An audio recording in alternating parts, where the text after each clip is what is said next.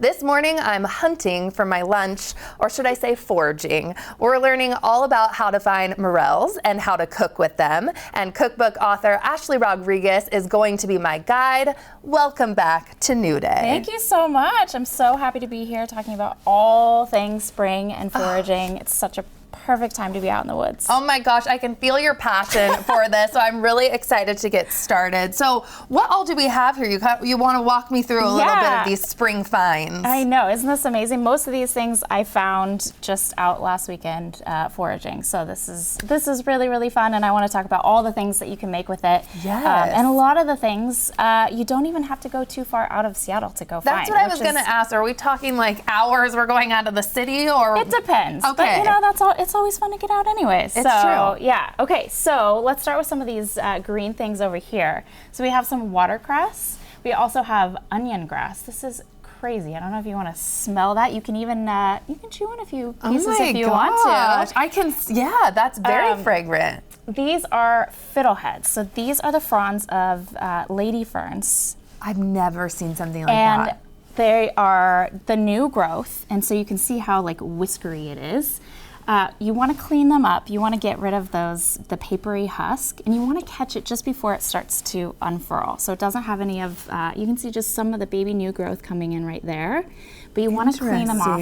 And I find the best way to clean them off is in a bowl of water so that all these papery husks sort of float in the water. Okay. And then you blanch them. Kind of like you would maybe green beans or asparagus. Whoa. And then you can use them, again, kind of like how you would asparagus or green beans. They're very really, interesting. Really super delicious. They tend to grow right near streams. They like a lot of moisture. So, okay. yes. Love it. That is a super fun find. The other one that is very, very plentiful, and I would love for you to try this. This is a wood sorrel. In. Okay. This is, I'll try it with you. Please. I kind of think of it as like Sour Patch Kids out in the woods. Wait. Very tart, very green apple, right? It is. It's giving green apple, and I like the tartness. Yum. Isn't that fun? So I took some of those and I turned it into a syrup. So I made a simple syrup, blended it up with some fresh sorrel, added a little bit of lemon juice, and we're gonna try a little sorrel soda. Ooh. The other thing, let's see what else we got here. So with that onion grass that I was telling you about, I made some onion salt. So So I bet this is going to be fantastic. Dehydrated Yes. that onion grass, added some salt, and you can smell it. It's so oniony, Yes. so pungent, so delicious. That's blowing my mind that all is coming from what we're Right? seeing there. So then another one that I think pretty much all of us are familiar with are nettles. Yes. And likely you don't have the best memories from nettles. No, I do not. Do not touch them, friends. Yeah, so you don't want to touch them And with it's our bare these guys, hands. right? Yes. Yeah, right here. But they are plentiful, and they like to grow where people are hanging out. And so you'll often find them in parks or along the trails, things like that. And this is a perfect time of year to be foraging for them because they just when they're starting to pop out of the ground, they've not gone to seed, they're not starting to flower. So it's one of the first things to forage. And what I love about it is as we're all sort of waking up from our winter hibernation, Right. the nettles start popping. They're full of vitamins, full of nutrients. They just Okay. help our bodies start to wake up.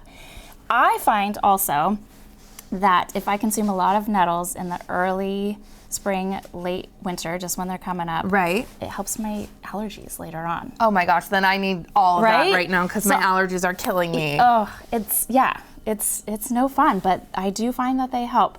I drink a lot of nettle tea when they first start coming up. Just simply pour them over hot water. They also are really lovely to dehydrate. Oh, and yeah, and this, that's what I you made did, a right? nettle furikake, which is just the So dehydrated cool. nettles, some toasted sesame seeds, a little salt, a little sugar. It's a great topping over rice dishes.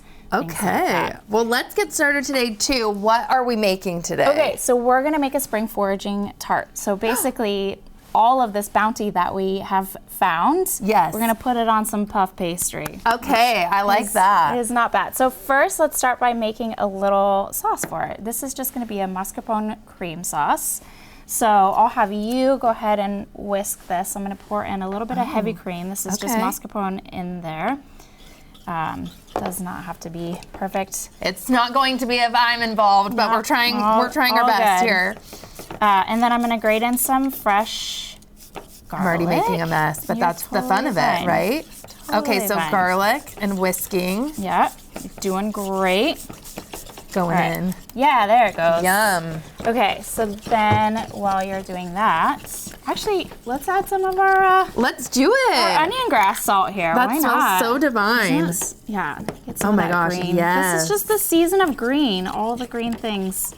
I love God, Doesn't it smell so good? It's like giving like those onion yummy like chips and stuff. Yeah. That I can't believe it's so like natural and out in nature. That's amazing. So fun. Okay. So we have some puff pastry that I have here. I kind of like to create a little border. So I'm just gonna etch roughly about a 1-inch border.